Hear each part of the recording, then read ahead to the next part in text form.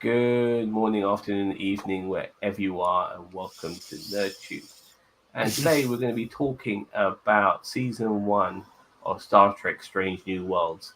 I'm here with cousin Cheeto, Joshua Irwin, and shortly we'll have Tyler as well from the Avalon universe. First of all, Cheeto, how you doing, mate? Doing good. Looking forward to talking about this season of Trek. Yep, definitely. And Joshua, always a pleasure when you join us. How you doing, mate? I'm doing pretty good. I'm getting some feedback. Give me just a second. I think Hopefully I've it's not got the uh negative. I think I've got the YouTube in the other link. There we go. There we go. Okay, sorry about that. I was hearing myself and hearing everybody repeat twice. We don't want that. Okay. I'm doing really well. Fantastic. So, all of us who I know who've watched Star Trek: Strange New World pretty much enjoyed this entire first season. Arguably the best first season of Star Trek since maybe TOS, in Mm-hmm. my opinion. This first season has gone off with a bang, and we'll quickly say hello to Jim Landscape. Hello, Commodore Boone. Nice to see you, and he's got a special hi just for you, Josh. Hey, And Jim. yeah, this season it started off with a bang. We had a fantastic pilot episode, interesting characters along the way, uh, the episodic format that pretty much we've all been craving for. But today's modern episodic format also has like dollops of serialization to go with it. You Mm-hmm. know, it's been a hybrid that has taken several other shows to get right before this one got it right, in my opinion. Yeah. Uh, we have obviously the Pike's impending fate, which is one of the serializations of this show. The Mbenga's daughter as well being just another one too, and even Una being some sort of Delirium. yeah, exactly, which came back to haunt her later on in the show as well. So the serialization aspect is still there, but it's very much episodic, and we have different adventures in every episode, different problems to solve. Some of these problems are your classic Star Trek problems with dealing with different cultures on different planets, and some of them are problem solving in space. All of these sort of things. A fantastic season. We are going to talk about some of these episodes as well as all the characters on the show. But first of all, Joshua, as you've just joined us, what did you think of season one of Strange New Worlds? I really enjoyed it. And, when you talk about that it's like the best first season since, TOS, the first season of TOS is my favorite season of TOS.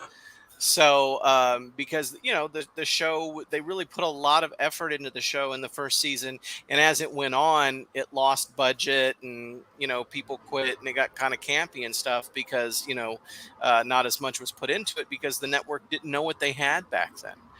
And Yeah, so, what they did here, like you said, that was really neat is that they found their through lines to carry throughout the season, but they also created interesting new plots every week for bottle episodes so that you don't have to have watched the one before and the one after. I felt like that they struck a really good balance in that, kind of like Deep Space Nine or a Stargate SG-1 did back in the day. Um, and the need for that was getting really plain because if you look at Discovery or Picard, you'd have this whole, serialized plot going on, but then they'd go off on these pointless side quests. And what I think that was telling everyone was, oh, this isn't working. That you need to have different things going on for these characters to do and engage in different mysteries, plots, that sort of thing. And I feel like the return to the bottle format with some good through lines was the right choice. Um, what I thought was interesting about it was that there were a lot of aspects of it um, that work for this particular show that maybe were pretty discontinuous with Star Trek, with the original Star Trek. Now, it's important to note that this show is a retcon.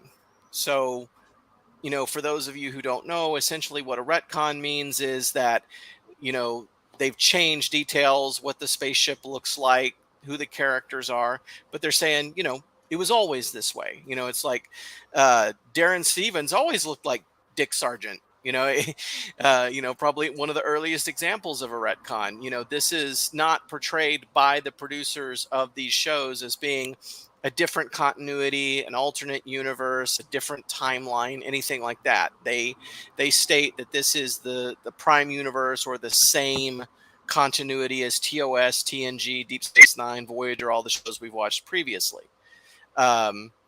It's just that they've changed details. It makes sense because, as much as I like the look and aesthetic of TOS, obviously I stay true to it myself. If you're CBS and you're spending millions of dollars on a show made in 2022, you can't do that. So, but it isn't just the aesthetic or the VFX of the show. You have things like they've gotten really, really deep into the Nurse Chapel to Pring Spock love triangle, and really that's played up a lot more than it ever was on TOS, because when T'Pring pops up in TOS, Chapel is like, hey, remember that time you and Spock swapped bodies? She's like, who is that? And Spock's like, that's my wife. And she's like, oh no, so but it works for this show. It works for Strange New Worlds, but it is discontinuous with TOS. So you gotta just kind of take that. You can't make a show that's a prequel like this without doing that. So, but the most interesting part by far is that this show is the longest pickup in the history of television. Nearly 60 years from a pilot to actually being on television, with The Cage, and now we have this version of Star Trek. So. Great. Very, very insightful there, Josh. Cheeto, you're a big Star Trek fan, of course. You love it more than Star Wars and pretty much all the other franchises out there. How did this first season of Strange New Worlds go for you? So one thing I really like to do is I like to sit down and take something as a whole and as well as as itself. So I'm gonna be the first one to admit I'm not a huge fan of TOS. I get it. It's campy. It's 60s. It was a product of the time. I respect it. I love what it started. But in hindsight, for me, it's like my favorite's DS9. I like that episodic format. However, Strange New Worlds is probably the best Trek that has probably come out for me since DS9. And that's probably beating out Lower Decks, which I really, really love Lower Decks. So, I mean, Lower Decks and Strange New Worlds are like neck and neck for that second place for me. But for two obviously different reasons. Because Lower Decks is more comedic, it's funny, it's more self-referential, but it still has done with love and care. But then Strange New Worlds is like, we're going back to the episodic format, and Star Trek always has a place for episodic format. I'm not a huge fan of Voyager, but I will always acknowledge that Voyager had a better format for Star Trek. DS9 did have its issues in the beginning because they were trying to tiptoe around that episodic yet serialized format, and I felt like DS9 didn't get their stride until after they said, you know what, screw it, serialize it all. And that's kind of what I feel Strange New Worlds did. They said from the beginning, we're going to episodic all of it, and that's what their biggest strong point is. And for Trek, that is fantastic. This season, you guys are right. This is the best, in my opinion, it is the best first season of Trek ever, in my opinion. As I said, I'm not a huge fan of TOS. I didn't hate it, but I'm like, it's a product of its time. So Strange New Worlds, definitely, I do appreciate a lot of the aesthetic changes that they made in this. We all get it. It was in the 60s when it originally was made. You can't, I mean, you go into the campy world of the mirror through a mirror darkly stuff. Through a mirror darkly, you have the TOS bridge. That's the actual looking TOS bridge, and it's just kind of like it's okay. Like, but going. Sorry, I know I'm rambling a little bit. I was trying to bring Josh in or bring Captain Mason in. But anyway, but I love the way that it was written. I loved a lot of the characters on here. I didn't hate Ortega's like a lot of people did. I don't know why everybody hated Ortega's. I didn't hate her. I liked her. Okay, there were a lot Yeah. of people on our reviews who were just like, I can't stand her this week, and I'm like, why? Like, I can't. I don't know why.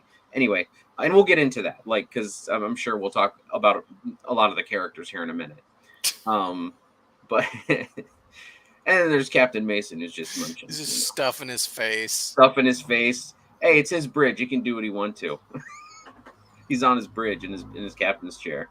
Oh, What is right. that? Arby's. Oh, yes. It's not just Arby's. He's got to tell you what it is. It has a name. You can't just He's say got- it's Arby's. Well, what the hell are you eating there? Motherfucking Arby's. So we were on our way down to Kingsland, Georgia for the first time to film Ghost Ship. So almost 4 years ago. And it was the three of us, me and, Josh is driving and I'm shotgun and Victoria's, sitting in the back.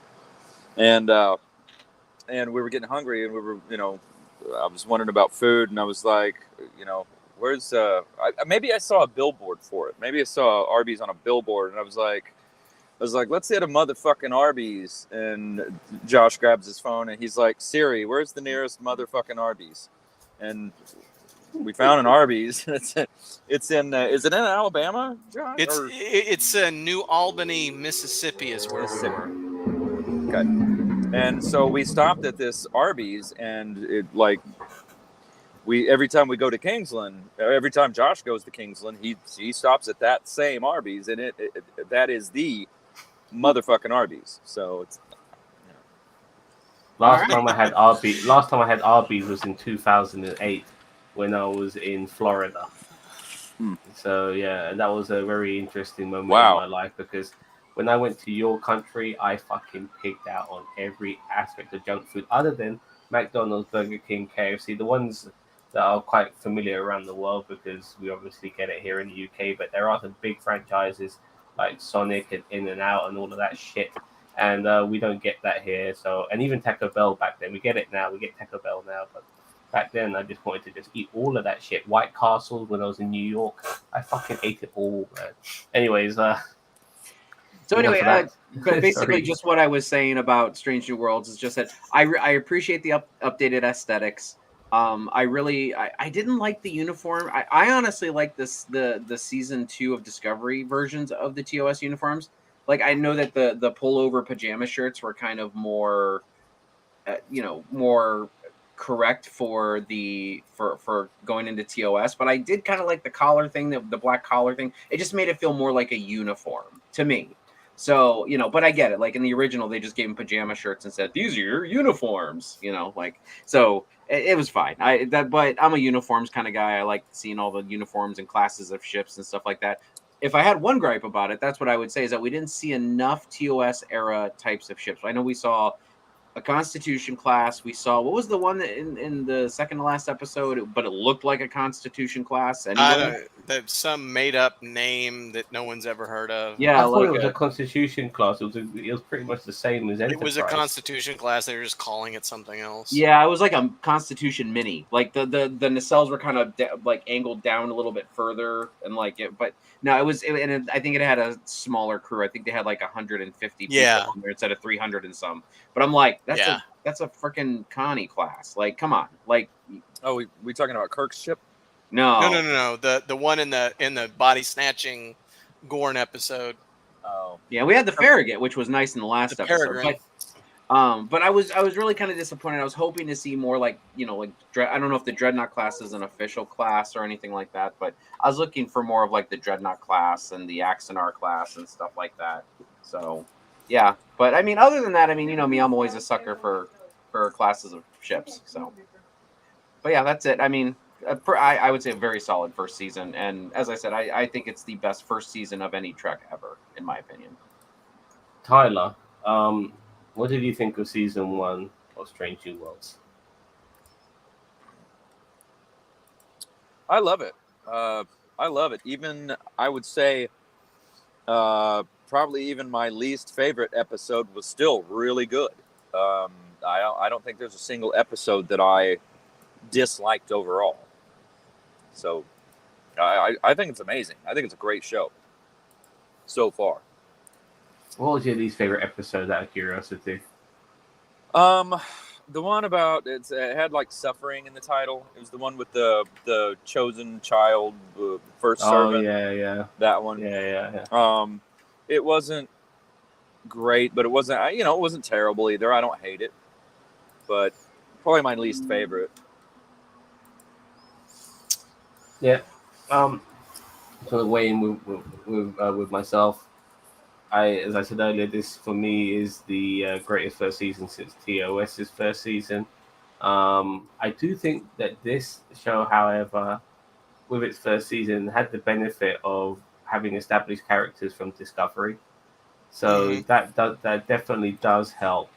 And when I say established characters, I mean we can say that some of these characters were established way back at the beginning of the TOS era as well.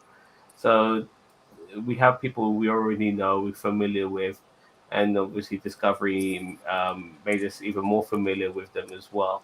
So that does help. But nevertheless, once these particular guys, and this is a spin-off, let's just say it how it is. It is a spin-off, and with this particular spin-off, it has to, do really well, and it did. It surpassed everyone's expectations.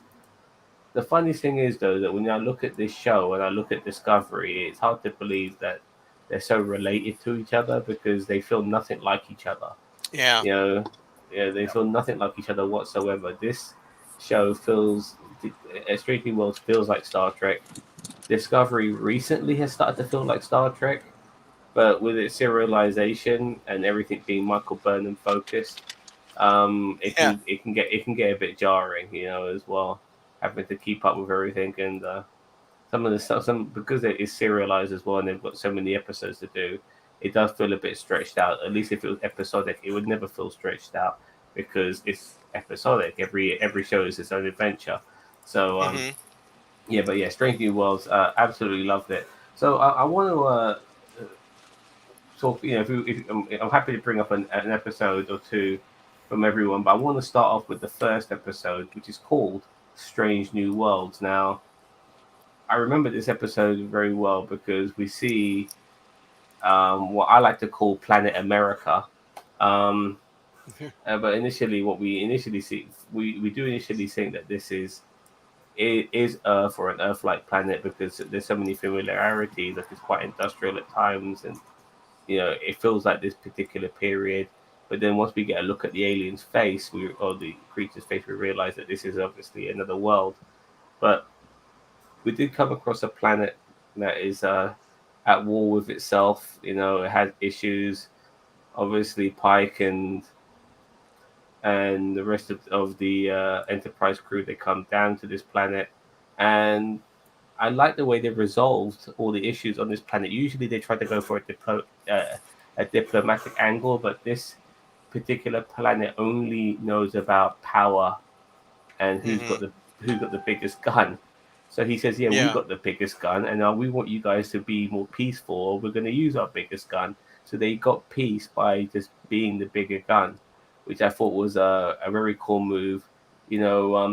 Star Trek can be like a game of chess about making the best move and making the best play, but still trying to be peaceful. And by being aggressive in a way, they were also peaceful. Fantastic first episode. Spock screaming in agony in that first episode made me laugh. That was my favorite part. Yeah, with his ears and stuff like that, and obviously them having to change their look. Just being introduced to some of the characters as well at that particular time. We knew there was some beef, but I mean, between Una and Singh, which kind of got resolved very quickly, by the way, at the same time. But fair enough. But I wish I never had beef in the first place if it was going to be resolved that fucking quickly. But overall, it was a good way to start this show. Gave us a sense of what this particular show was going to be about. What did you guys think of that first episode? I'll start with you, Mason, as you eat your Barbies.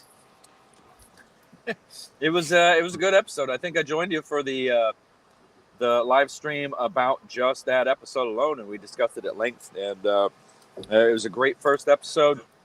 I think it did a great job of introducing all of the characters well enough and still fitting in a good little story, for an episode. It didn't just waste time just on character introduction. It told a good episode long story as well, while introducing all of the characters effectively. And it didn't and character introduction didn't really slow down the episode. It wasn't just like, okay, we're just doing this. It moved along at a good pace, and had a satisfying outcome. And yeah, it's good solid first episode. Josh, did you think you were going to be going for you knew that this particular series was going to be what the Doctor ordered after watching that first episode? I felt like it would, yeah. And what I thought was really interesting about it was that it jumps right in. Like what Tyler was saying, where not a lot of time was wasted on character introduction and stuff like that. And that came from the advantage of having introduced that ship and a lot of those characters in Discovery Season 2. So they were able to use that as a jumping off point, and they only had to introduce 2 or 3 characters, and they kind of did it on the fly, and then they just got into the thick of things. There wasn't like this big pilot encounter at Farpoint, this new starship, and we're going on this adventure, and these are these people, and this is what we're doing. It was just kind of like right into action. Like it didn't feel like a pilot.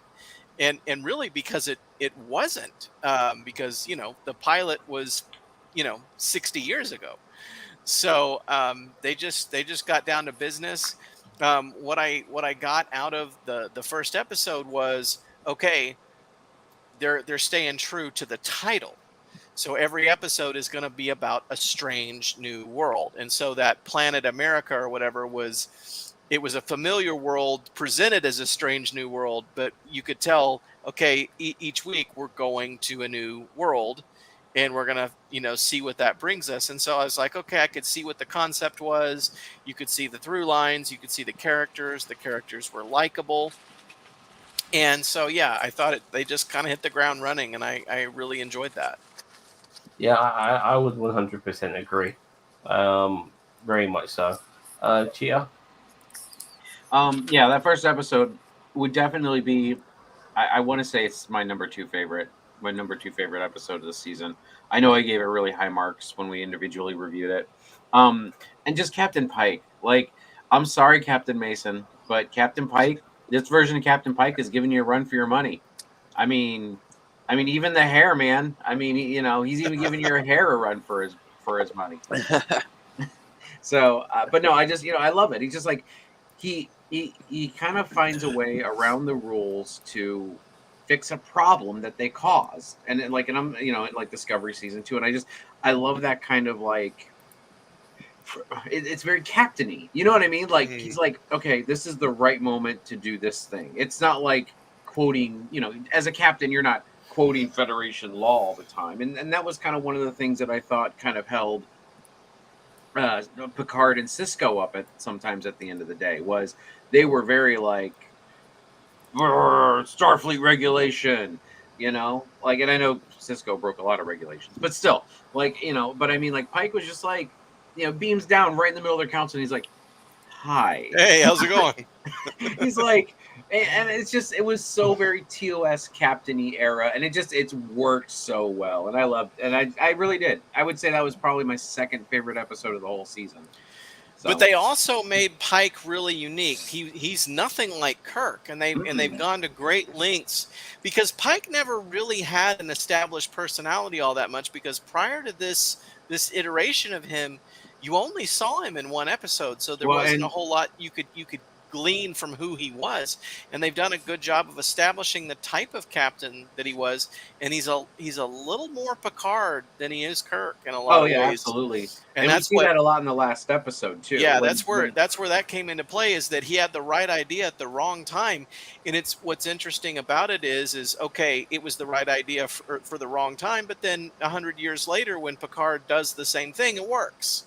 So he's got the spirit of a lot of starship captains, and it was just that, this was the frontier time, and a guy like Kirk was needed. Yeah. Okay, so before we start talking about some more of these episodes, ones you find in particular, let's jump into some of the characters, because I'm dying to talk about Ortegas, because we did bring her up earlier. Now, I found her just to be a bit jarring in some of the episodes, not all of them. Some like the most like the finale. Actually, I very much appreciated her character in the finale as somebody who was kind of burnt and was questioning the captain's authority and stuff like that a little bit. I didn't mind that, but earlier on in the show, she was quipping so fucking much. I'm thinking to myself, shut the fuck up and press those buttons and fly that goddamn shit, you annoying little fucking toe rag. Because that's what I was getting from her. Like you just enough with the quips. I get it, you know what I mean. But just enough. It's just too much. You use too much quips. You're in fucking dangerous situations and you're one-lining yourself all the fucking time. I just can't handle it. And like I said, it just got a bit jarring because if I was Captain Pike, I would fucking send her to the brig for fucking being an annoying bitch. But that's just me personally. But she wasn't. She didn't grind my gears throughout the episode where they were in medieval times on the Enterprise and all of that. With it represented the book and Bengal was reading. I thought she was very good in that episode. And obviously the final episode too. But that one episode where they were lost in a nebula or some shit like that, and she just kept on fucking one-linering all the time, where they're facing up against the Gorn. Oh, that she was doing my fucking head in. So I'm not sure if any of you guys feel the same way about that regarding Ortega. I'll start with you, Cheeto. No, she never really bugged me that much. I mean, I see where you're coming from with the quips and the one-liners, but I'm also like really big into the MCU, so I'm kind of used to the quips and the one-liners, like bam, bam, bam, bam, bam, bam, bam. So it didn't annoy me that much. But I can see where people would get annoyed with it. I do like the camaraderie between her and Pike. When the whole like, oh, how should we proceed, Captain? And she's like, first date or third date? He's like, blind date. And she's like, and she's like, caution it is. And I'm like, that's so great. Like that line was so great. So I enjoyed her camaraderie, especially with some of the other crew members. I know that she had a little bit with Una. Uhura had some interactions with her, which were really good. So I really enjoyed Ortega. She's kind of like that rough around the edges character that's kind of like, I don't want to say Tom Paris, but more like a mix of like Tom Paris and I don't know who to compare, like mix together to make that character, but it's just very Kira Nerys. There we go. Like Tom Paris and Kira Nerys kind of mixed into one person, and I enjoyed a lot of her this season. So. Well, when I first saw her, I thought, okay, Star Trek are going to give us the Vasquez from Aliens, and that's what I thought I was going to be getting from her. And no, she ended up being more like, fucking one of the Chipmunks. Oh no, is it the Chipmunks? Alvin, Simon, and Theodore. Yeah, those guys. You know what I mean? It's like fucking Rosie Perez. Anyway, Captain Mason, what did you think of Ortegas? I like the character. I don't mind, the one-liners or all that. I mean, it's in retrospect, I don't disagree with anything that you said about that. Yeah, maybe it was a little much at first, or in some particular episodes, but that never really occurred to me watching it. Like at the time, it didn't bother me at the time that she's always saying something smart ass or whatever. I think she's cool. I think she's a cool character. I might not necessarily like her in real life. Just with the whole hazing bit. With hazing Uhura and all that. I think is just kind of I think that's just kind of juvenile and childish and. So the Captain Mason, would you pick her as your navigations officer on your ship? Oh, absolutely. Okay. Absolutely. Because she's the best at what she does. It's it's stated that she's like one of the best pilots, well, out of the academy or whatever. Every Star Trek show has the fucking best pilot. You know what I mean? But no, They're Yeah, I all know. the best. I know. This is the Yeah. finest crew in the fleet. Yeah, Yeah. even on Deep Space Nine, they're like, "Yeah, we got the finest pilot." Why? You're on a space station. well, Gen yeah, Z is but like an ace pilot. Now, as the captain, though, I might have to, be a little extra tough with her because, put my foot down a little more because she does tend to, forget her place or get a little big for her britches. Sometimes Yeah, I she's mean, like, Mike Captain, Dillon we was- need to blah, blah, blah. Like, you don't need to be saying, Captain, we need to shit. You need to shut the fuck up and take orders and fly the damn ship. That's, but yeah, I would still have her as my pilot for sure. Joshua. Mason's had a little too much experience with subordinates mouthing off to him. That's for sure. So, what do you think, Joshua? What do you think of Ortegas? Ortega's, I liked her. Look, anybody who's watched any of my films knows that I don't have any issues with one-liners and quibs and comic relief and all that kind of stuff. So I'm always going, am I doing this too much? Like I asked him this the other day. I was like, am I going too far with this film? Is it too silly? I'm just kind of scratching my head going, and he's like, no, shut up. It's fine. So, yeah, I'm all about the comic relief characters, and I liked her and enjoyed her personality. She didn't irritate me, and I liked kind of that line in particular about the first date, third date, blind date. That was fun. She was in that last episode there. Yeah, she was really being, pretty defiant about her position with regards to what they should do with the Romulans.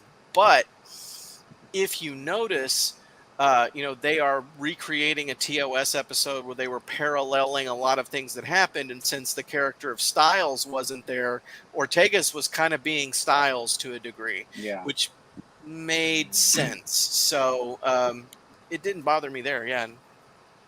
I just want to add something you said earlier regarding the hazing. That was actually a really good thing to bring up because something like hazing is something people of this particular time period would look back and say that was so fucking stupid. You know what I mean? So I've always thought hazing as a form of let's just bully the new guy. You know what I mean? I've never been a fan of hazing. I like to welcome new people and make them feel part of the family, not ostracize them by fucking treating them like shit. You know what I mean? But anyway, that's just my opinion. Ray Gun Media Productions. Hello, That's Jen. Jason Hey. Spriggs. How's it going, man? Jason Spriggs. What's up, Nice to see you, Spriggs? Mr. Rook. That's one of our crew. Yeah. mate. Oh, wonderful. Yeah. One of my favorite characters and one of my favorite co-actors, for sure. So- Love the guy. I want to go on to a character now who, in my opinion, is like, who the fuck is this person? And I have no idea about this person. They were hardly in the show. Is Jenna Mitchell. She was the Asian lady who was also piloting the ship. Okay, Alongside- the navigator. Yeah. Yeah. So when I look at characters like her, I look like characters like Ortegas, and after what happened to Hema, I'm thinking to myself, oh, some of these guys are going to get bumped off eventually, aren't they? What was Yeah. her name again? Zane? Jenna Mitchell. Jenna Mitchell. Jenna Mitchell. Yeah. Kind of like Janessa Mitchell. They're stealing from fan films. Just ask Vance. I wouldn't doubt it. Hey, there was This is a my there was a friend. USS. Hello, there, sorry, Sorry, go on. there was a USS Avalon in what was it? The In the first first episode of Picard, yeah. Picard season 2. They're giving us nods, is what they're doing. And like, if you go back to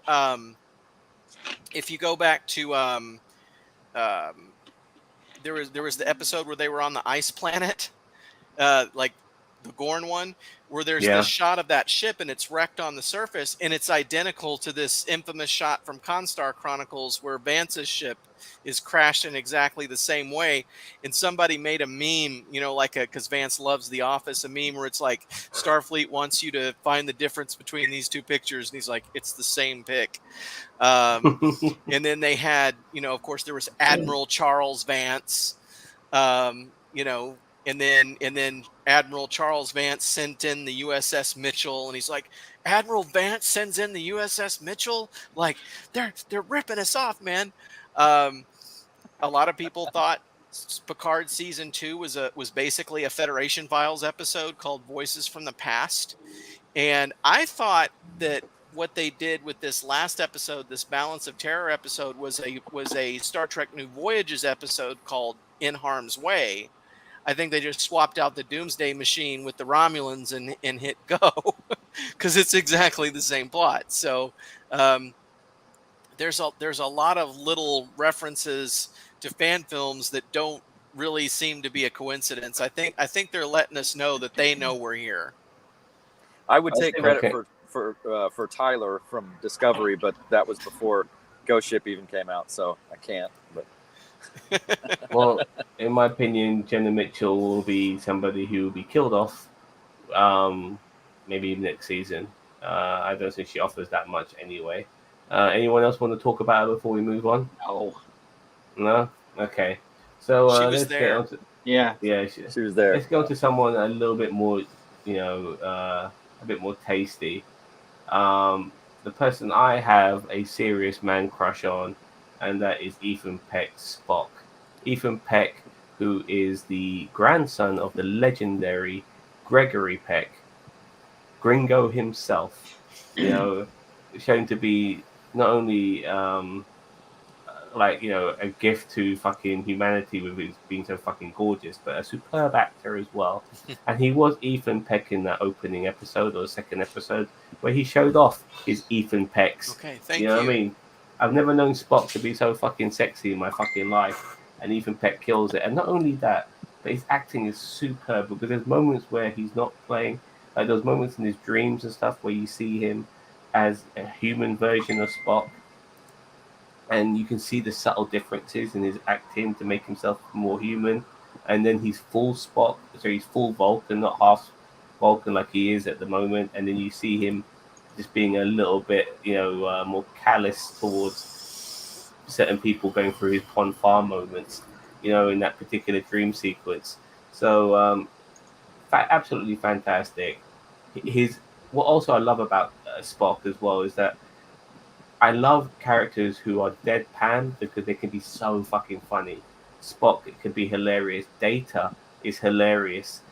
Isaac in Orville, hilarious. When you're Bortus. deadpan, yeah, Bortus as well. When you have got not an emotional bone in your body, you can be so funny.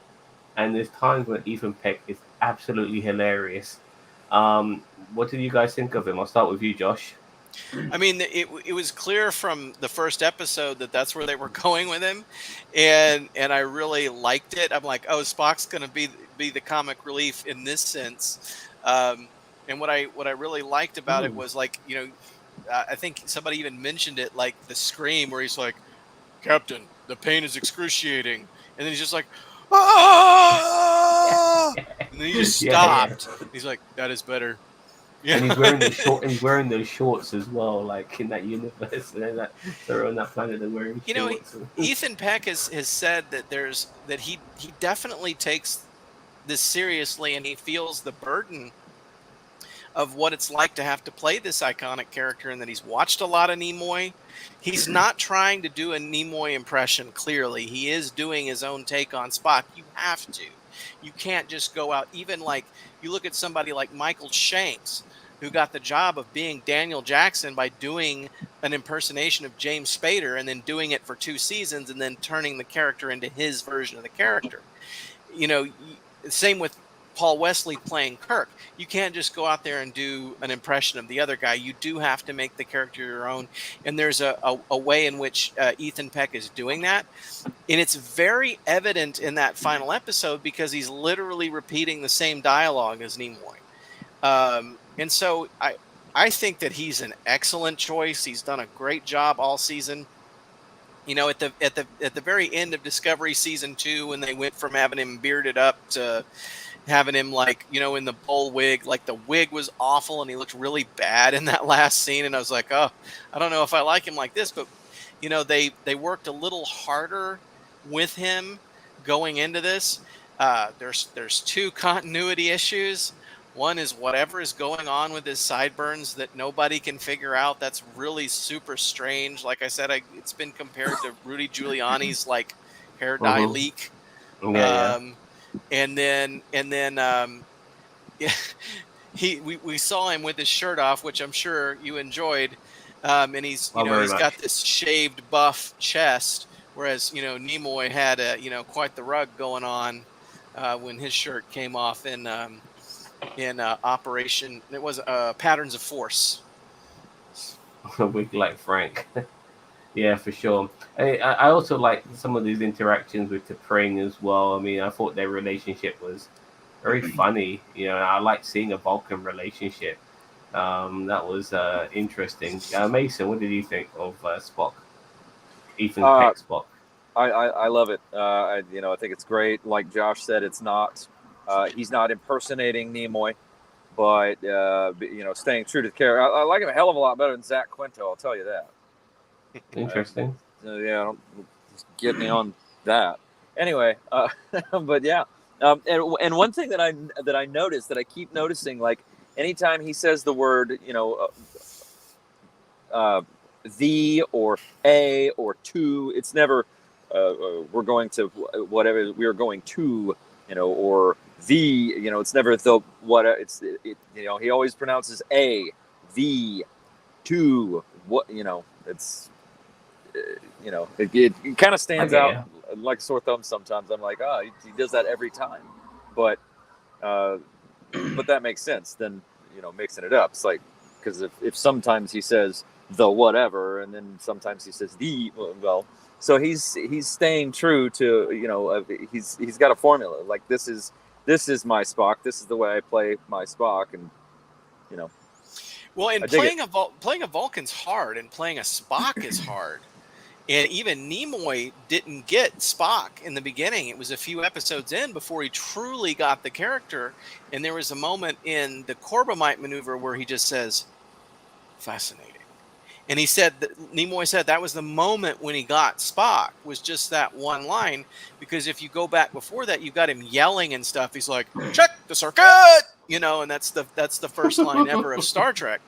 And what Ethan Peck did that was interesting is they had this vignette where Spock beams onto the Enterprise as an ensign that they did before Strange New Worlds, and he beams in and he's like, "Ensign Spock reporting for duty," and he did do an impression of Nimoy in that moment. And number one's like, "No need to yell, Ensign Spock."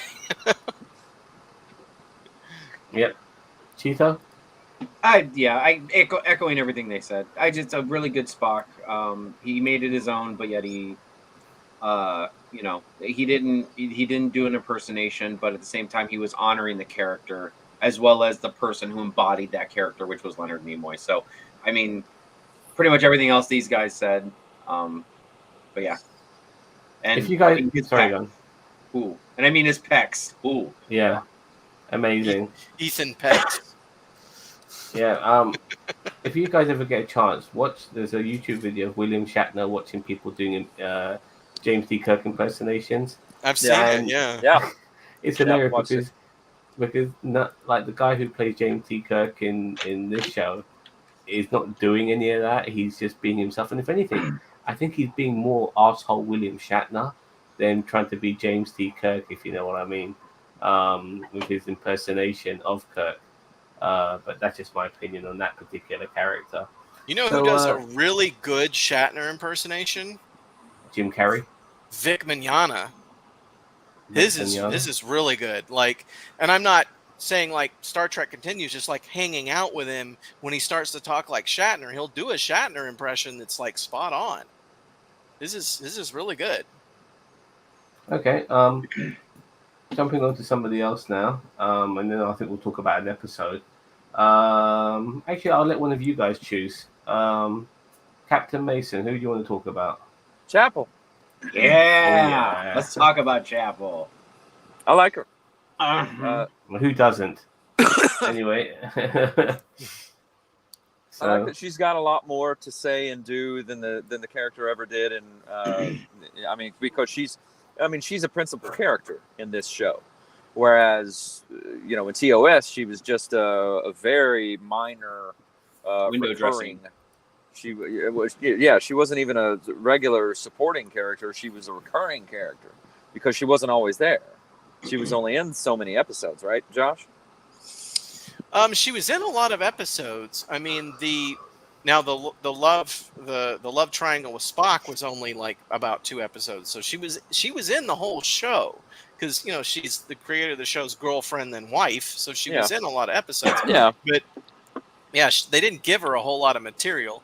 Yeah. And the whole being in love with Spock amounted to 2 instances of "I love you, Mr. Spock," and him going, "I do not understand love. I'm a scientist," and that being the end of it. So Fascinating. yeah, she definitely didn't. You know, oh, Dr. McCoy. You know, there wasn't a whole lot of personality to what was going on there, and they've definitely given Chapel a personality, which is neat with respect to the fact that both Number One and Chapel were portrayed by the same actor originally. It's neat that they've tried to make them very different. What I liked about Chapel myself is that she seems to be a very free spirit. She wants to just have a good time when she's not working, not commit herself, because a lot of these guys want to commit themselves to her, but she wants nothing to do with them. But there's one guy she would happily commit herself to, who's not even interested in her, and that's Spock. And so I very much like that. I like also that she's obviously good at her job. She seems to be a fun character, and I like her look. I like the white hair that goes with the white outfit and all of that. It's a very, very cool look. Yeah, she's a good character. I very much appreciate it. It'll be interesting to see where it goes in the future. Cheetah. I mean, you mentioned the uniform, so I'll use that as kind of as a transitioning point ish. But they didn't have the white uniforms originally in TOS, correct? Like, No. Yeah. So here's my thing: is I mean, I appreciated in the last episode when they were doing the Balance of Terror, remake. She was in a blue uniform.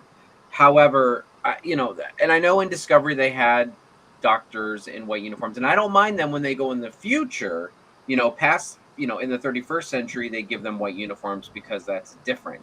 Because you can do whatever you want past there. It doesn't mess with continuities. But it's like the white uniforms is just like, yeah, like should it really be there? Like, anyway. But Nurse Chapel, great character. I love her. I think it's a well needed refurbishment of a character that was a product of the '60s, unfortunately. And I really like her. I'm glad they're giving her a personality. It would have been it wouldn't have been funny. But I always laughed to myself when I think it just have the same actress and just a different wig, and like just as a nod. But I'm like, no, for the whole season, no, that wouldn't work. So, but that may be a Lower Decks episode, maybe, I don't know. Anyway, but yeah, I really like her. She's probably one of my favorites. The actress is just good.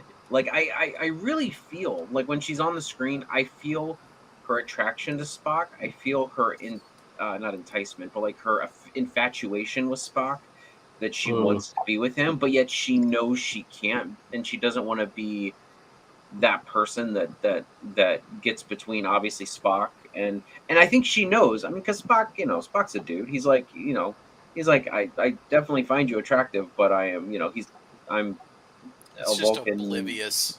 I don't even think he's oblivious. I think he knows. He's just choosing to ignore. But Chapel's like, and she's respecting that space, like it. So it would be so easy for Nurse Chapel to just kind of go, it's really funny in the episode with the pirates take over with Nurse Chapel. And I mean, it's like, it was Spock who initiated the kiss, just for, kind of keeping the pirates confused and at bay and off kilter a little bit. But it's just like, like you can tell that meant a lot to both of them, so it's like, okay. So anyway, but yeah, great character. I would say she's probably my second favorite character of this season. Maybe third. It depends on, because I really like Spock, but it's like, I like the interpretation that Peck has taken with Spock. However, if we're taking new characters that really we either don't have a lot of characterization in the past, which I consider Chapel not really having a lot of characterization and definement in the past, really. So it's like I feel like, Peck is good as Spock, don't get me wrong, but this is water we've kind of already treaded, like with Spock, with other Spocks, and even with Leonard Nimoy for years. But like we haven't gotten Pike, we haven't gotten Nurse Chapel. So even Uhura, like we're getting a new version of Uhura, even though I don't think it needed improved really, because I thought Michelle Nichols' Uhura was great, but it's like, we're getting these new updated variations of these people, and it's very nice to see, especially with Nurse Chapel. Go ahead. Before I pass it on to you, Josh, Reagan Media Productions says, speaking of Double Duty, I almost thought that they might have James Frame play the Romulan commander in episode 10. Well, we did actually bring that up in our episode 10 review, because we thought that should have been the case, because obviously that actor played the actor who played Sarek in the TOS series also ended up playing a Romulan leader when we first come across the Romulans in Balance of Terror. Yeah, Balance of Terror. I keep forgetting. I'm terrible with episode names, so yeah, what I'm here for. That should have been the case. Unfortunately, they didn't play that card. It would have been so meta. It would have been so great. It would have been so great, But then again, if they did do that, then maybe people would complain, saying, look what they're doing. They're playing up to the fans by doing this particular thing, and you can't win sometimes, if you know what I mean. If you do it too much, you definitely can't win. Yeah. So, Joshua, what did you think of Chapel? So there are various bits of fan fiction that seem to indicate, and I don't know that it's ever been established in any type of canon, but there has been fan fiction and even in fan films where eventually Spock and Chapel did get together. They did actually get married. Secondly, Chapel goes from being a nurse in canon Star Trek to being a doctor. She gets her MD. And so when you look at this version of her, that seems really believable, because this is a person who's good at what she does. She's passionate, she's smart, she works hard. You can definitely see the ambition and the drive and determination that this particular character would have to eventually become a doctor herself. Definitely has the aptitude for it in the things that she has been doing. So that's definitely, so you can see it. It's believably there. That this is a character that we're finding her earlier in her journey, and she's got a bright future ahead of her. With regards to the love triangle with Spock, where she's playing it brilliantly is that she's selling that completely with her nonverbals. So, like if you go, like I said, to those TOS episodes, it's pretty on the nose. Majel just says, "I love you, Mr. Spock." And then there are a couple of scenes where McCoy and Kirk are like, "Oh God, she just won't give up, will she?" And they're feeling sorry for her, But with this actress, she's selling it completely with her nonverbals, with the way she looks at him, and she's doing a great job. And what's really interesting and believable about the attraction and the chemistry there, because the chemistry's there, is that, what you can tell from looking at it is that this is a woman who has had, we know, has issues in her personal life.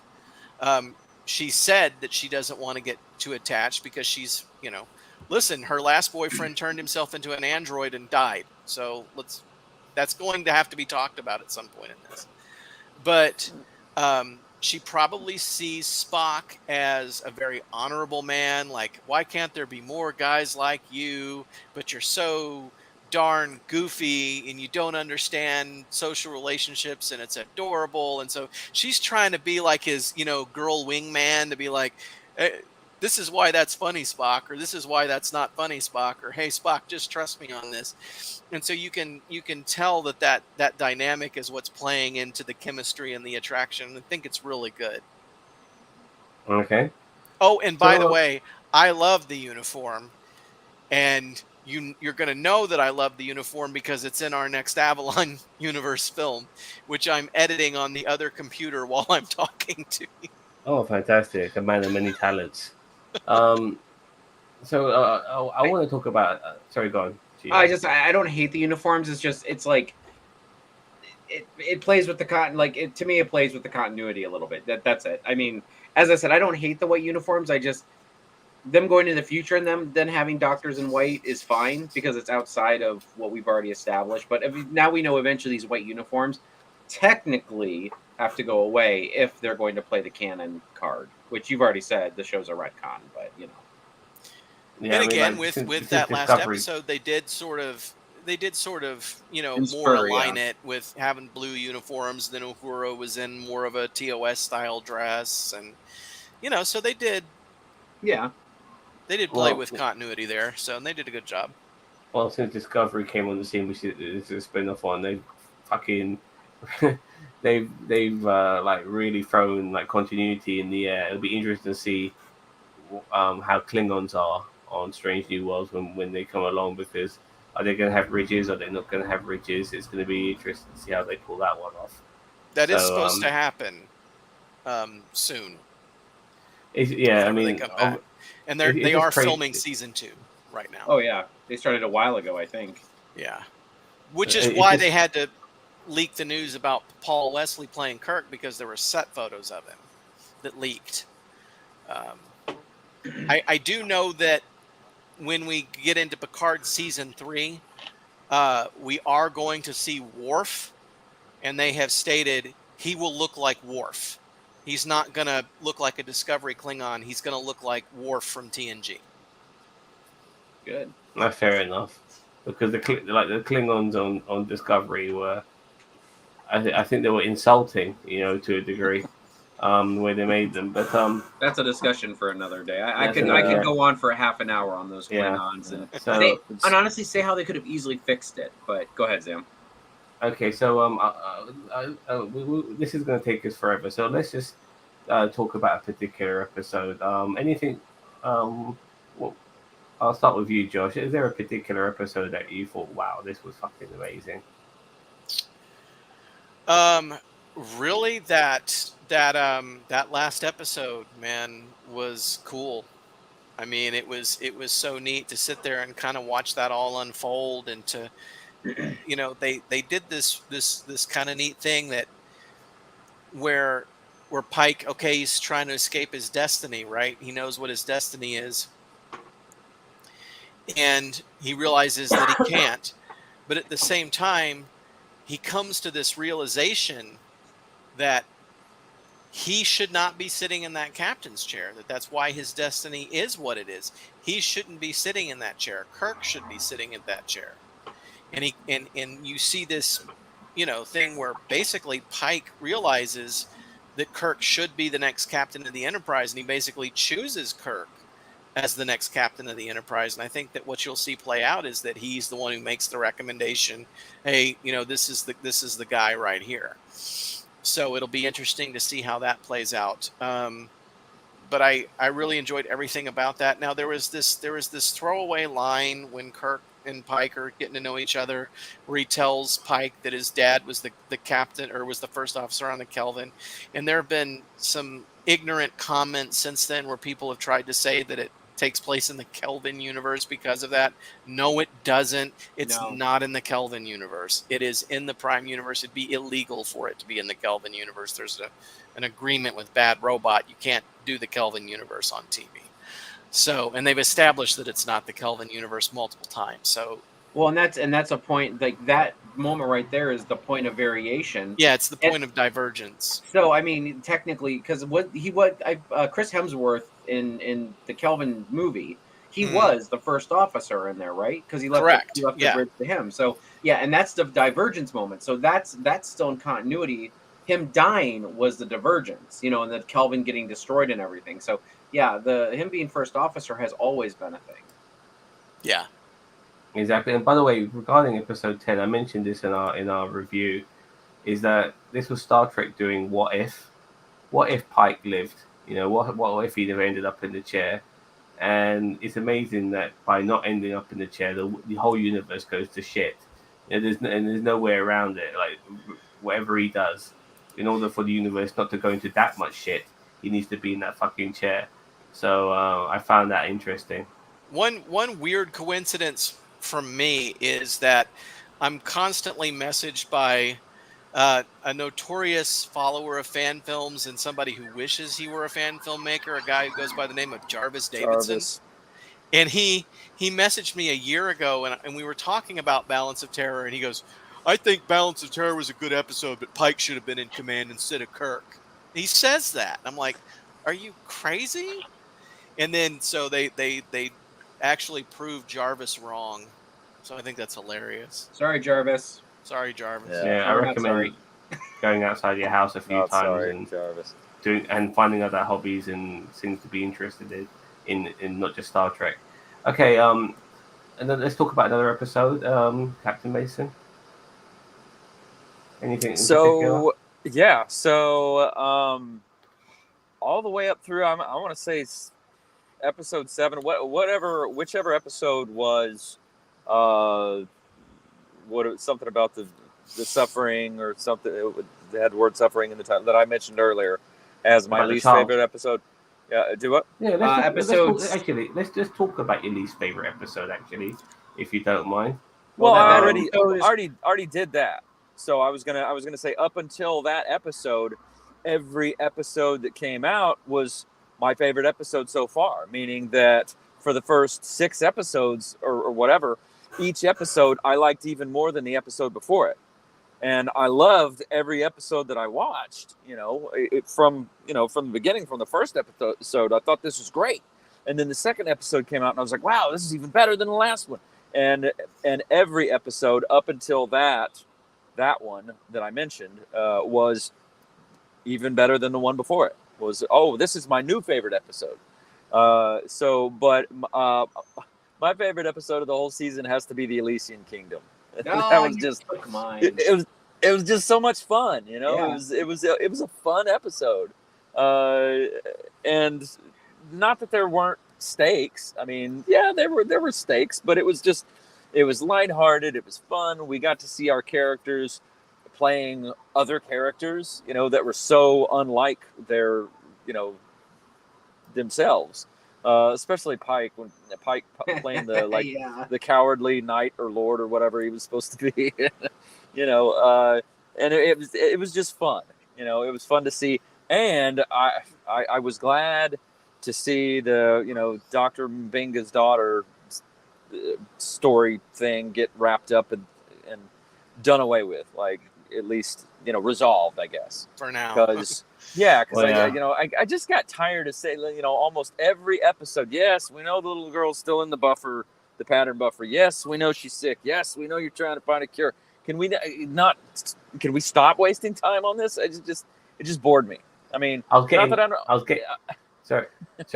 like McGregor syndrome from fucking Batman and Robin, Arnold Schwarzenegger, trying to like help his wife come back to life and shit. That's the sort of vibe I was getting. Like he's not close, but he's keeping her in suspended animation in order to keep her alive. So yeah, I fucking hate that shit. Yeah. All right, I was getting tired of that, but. By the way, I did like the actress who plays Sing, her transformation into a princess. Yeah. Fucking loved it. She was my MVP. Get a little puppy and everything. I was like, Yeah. oh, a little cocker spaniel. I was Fantastic. like, oh. Yeah. Josh and I Cheetah- yesterday went and had Josh and I had lunch yesterday at this diner that was, oh god, the food was awful, by the way, but and our waitress looked like her. Looked like is it Christina Okay. Chong? Yeah, Yeah. just dead Christina ringer. Chong. Yeah, it was Yeah. weird.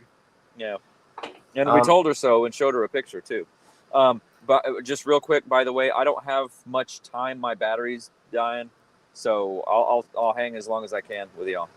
No But anyway, problem. go ahead.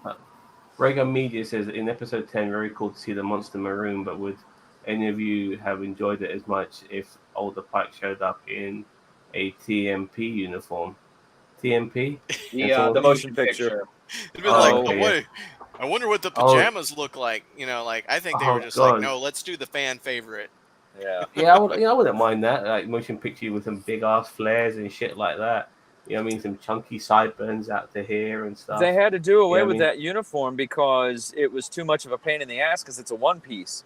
So every time one of the actors had to use the bathroom, they would have to take this whole fucking thing off, and it was just a major inconvenience, which is Well, what once you they know. So once they also, when they started using the military uniforms as well, they made them big and baggy because they were getting old and fat.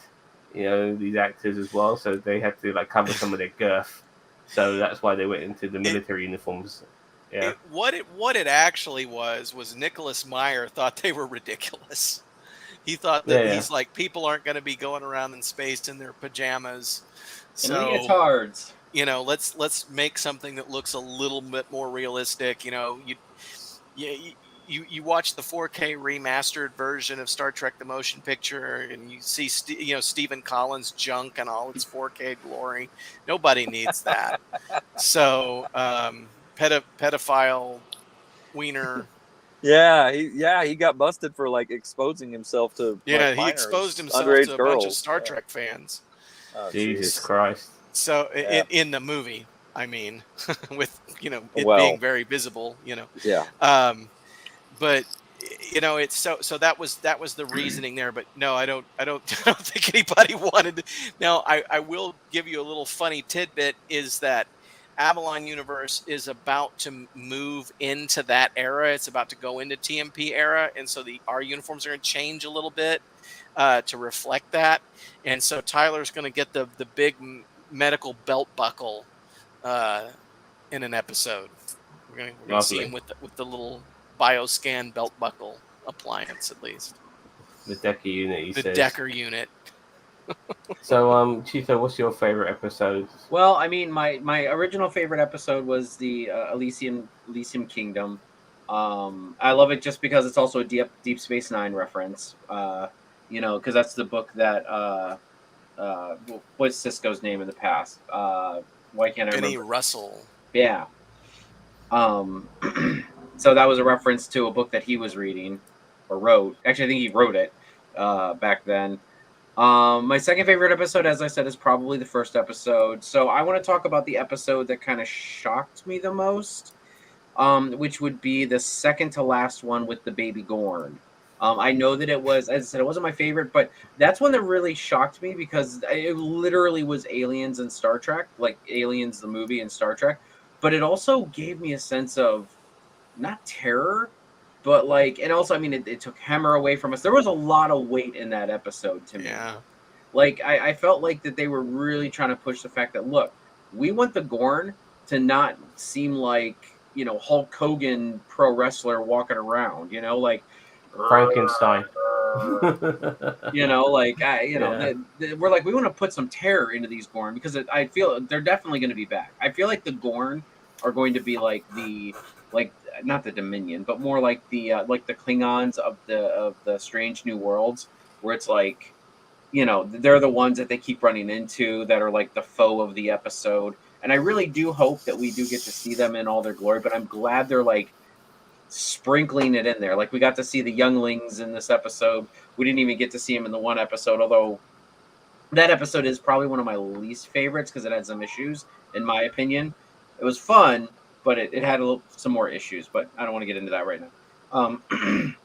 But yeah, I really felt like that was it was also very like gory for Star Trek, and very there was just some really nasty imagery in there that really sold the Gorn, in my opinion. I'm not a horror fan and I don't like horror movies, but I was really like sitting there going, the hell are they doing? And then La'an like facing off with them and screaming, Spock like going all like apeshit crazy on them, there was so much weight in that. I felt there was so much weight in that episode when it came to the crew. Now, I know Pike kind of had more weight in the last episode. It was kind of a Pike centric. That episode I felt like was a very heavy episode for the whole crew. But that also goes back to, one of Zam's points. Why do you take your whole frickin' command crew down on on an away mission? I get it. Una and Ortega's was up on the planet, but everybody else was down there. Yeah. Because you do stupid stuff like that in a horror movie. Yeah. Like, what was it that those lines in Cabin in the Woods where they're like, no, we should stick together, and then the guys gas them and they're like, we should split up. It's Oh yeah, that's the cool shit. in their defense, by the way, Orville did the exact same thing 2 weeks earlier. I know they did. Yeah. Not Yeah, just we the same mentioned that plot, too. but the crew made the same stupid mistakes where they're sending all the important people onto the We did mention xenomorph that, yeah. ship, and like Ed Mercer is walking right up to that pod, and I'm like, Ed, a face sucker is gonna jump out of there, man. Like, don't get that close. Yeah, in that episode, they sent out the chief engineer, the chief medical officer, the chief security officer, um, the Chief, the admiral, the medical chief, the the admiral, the captain, and the first officer. Like, you got pretty much everyone in charge of every What if department. they all get killed? Yeah, Who's left? exactly. Lamar and Gordon. I think Bortus was left on the ship, and Okay. All yeah, right. I think Bortus was on the bridge, and yeah, I think was Lamar in engineering, or did he go on with them? No, he went there No, too. he He was went chief with engineer. them. Yeah. Yeah, I he's think he went chief with them. engineer, chief Yeah. security officer, Isaac, chief medical officer. The guy that can't get affected by alien spores and stuff like that. They leave him on the ship. I know. And they were still having trust issues with him. It was an early episode, so I think it was. I would have episode sent 2. him over. I would have been like, "Here's a ray gun. Go over to the alien thing. Find the Gorn. Report back." Like I totally would have sent Isaac, but they just decided to take the admiral over to get turned into an alien spider. So Yeah. Anyway, back on track. Just to say with that same episode as well, like Star Trek wasn't like pulling their punches. They knew that they were copying Aliens, Alien 3 as well, not just Aliens, but Alien 3. But they had fucking Newt in that episode. They were definitely copying Predator as well with the fucking sort of vision thing, and even the music. I was telling people it reminded me of Jaws at times. With the the creepiness of the music, and the haunted house theme as well. Yeah, they were going full at it. But we all forgot to mention like the biggest shock of all, fucking Hammer dying. Mm-hmm. I said that we lost Hammer in that episode.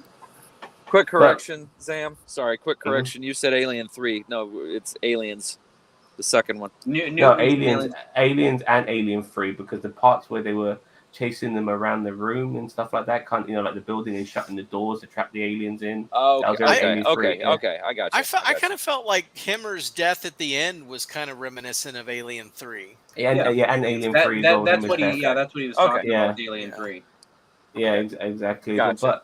What they need to do is that next time you have cannon fodder, don't just bring them on for the initial episode. You're going to kill them.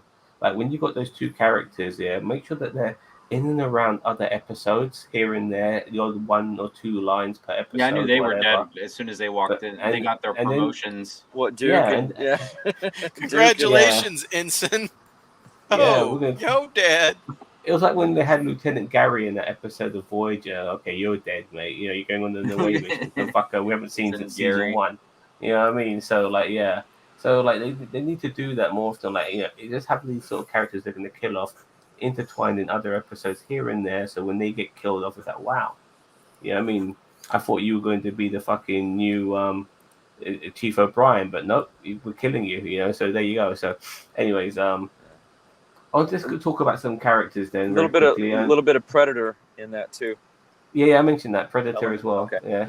So I want to talk about some of these characters very quickly. Now we have Chief Kyle. He's a transport guy. Now apparently there was a bit of a race swap with that. Is that correct? Yeah. Yeah, they made him Asian. What's the point? Just if you want to have Fair an Asian enough. guy, have an Asian guy.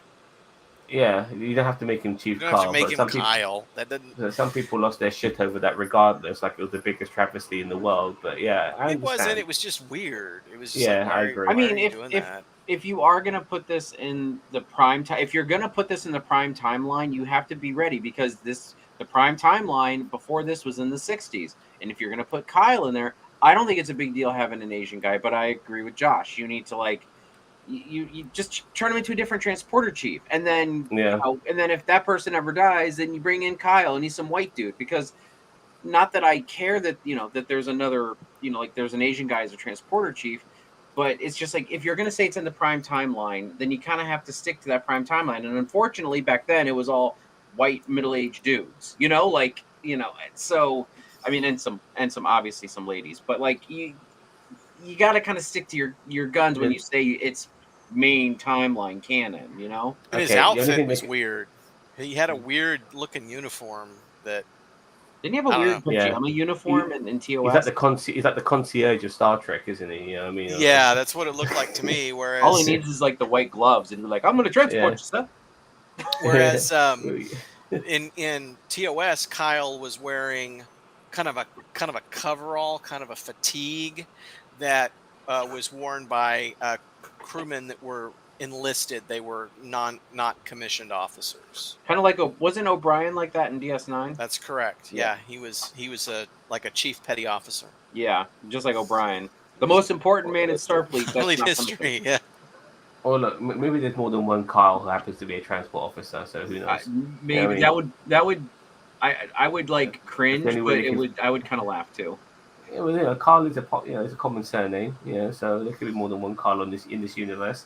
Anyways, let's go to probably for me the worst shoehorn character in this show, and I say worst, but in the sense that not because I think he's bad, but why? Why did you bring in Sam Kirk? You know what I mean? Coming in there, you know what I mean? At the fucking end.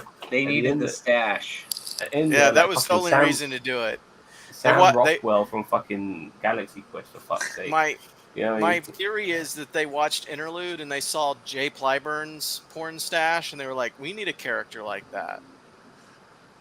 But at first, I thought he looked a lot like when he walked into the bridge like that, and he reminded me of like Sam Rockwell from fucking Galaxy Quest, walking into the Right. bridge, all smiling and baby, and all that. But then he actually played up to that character when they were doing that fucking Aliens episode, with the Gorn and stuff. He actually started acting like fucking guy. Yeah. From fucking, it's like in every aspect of the word. Oh my god, that mustache man as well, brilliant. Guy Fleegman. I don't mind it. I know it's kind of canon breaking because I don't think they ever mentioned that he served on the Enterprise in the original series. But I mean, he was only in one episode, and he was played by William Shatner. Yeah, it was William Shatner with a mustache. With a stash. Yeah, it was just That's the stash kit. Like, it's just kind of like, I mean, I feel like it's goofy, but at the same time, I don't care enough about it for it. I mean, as long as it's not canon breaking, like they never say he's never served on the Enterprise, right? I mean, But it's also stupid. yeah, it is also stupid. But you just let some stuff go. Well, onto another character. I want to fly through this now, fellas, if you don't mind. Bruce Horak as Hemmer. Now, I look at Hemmer as we said this earlier, didn't we, Chito? Like, if Gordon Ramsay was a chief engineer, he'd be Hemmer. You know what I mean? Because don't get me wrong, Hemmer is the type of guy who takes his work seriously and wants to be done well. And he also tries to figure people out too, but he's not so serious that he doesn't know how to have a good time and enjoy himself. He's not that stuck up. You do see during the course of this show that he did have some moments of like humanity, so to speak, and comedy. I'll throw in there as well. Great character. Shame he got killed off. It's ridiculous that you kill him off so soon. Like, I know you have to start shoehorning in other people, but 2-3 seasons at best. Like he wasn't in every fucking episode either. Not even briefly in every episode. He just wasn't in all the episodes. So like to get rid of this character who made his mark, and also I do have an issue with like, okay, the first person they kill off is a disabled character as well. That for some reason that irks me a little bit. So anyway, what do you guys think of Hemmer, Mason? A great character. Sorry to see him go. I don't know why. Like, I'm a little confused. I don't understand why so much buildup with this character, and then just to get rid of him, just to kill him off. It was shock bait, in my opinion. Like they were trying to they were like, we made you this great character, and oops, we dropped him. Sorry. Like. Joshua? I heard that the executive producer told the actor who plays Hemmer that his wife couldn't be in Strange New Worlds, so he asked them to kill him off. Really? No. Oh, I'm like, what? God, that sounded real. You Oh, could be a shit. good poker player. I was like, Josh says. Yeah, it's He's giving crazy. me shit. Yeah, I'm giving Tyler a hard time. That's what happened to me, basically. That's Fair that's enough. why Mason died the first time. Because Well, quit killing Mason. He's not going to die again. Trust me. Okay, before But no, it was frustrating. They make you fall in love with a character and then they kill him. That was pretty rough. It's kind of like the weirdness with Picard season 2, where they spent 2 years establishing some of these characters, and then they just ditched them at the end of season 2, which made no sense. You're gonna have Rios. you're gonna have Isa Briones. You got this great thing going on where she's playing Data's daughter, and then we'll just get rid of her. If you're going to establish a character as Data's daughter, there's a legacy there. But I guess to heck with that.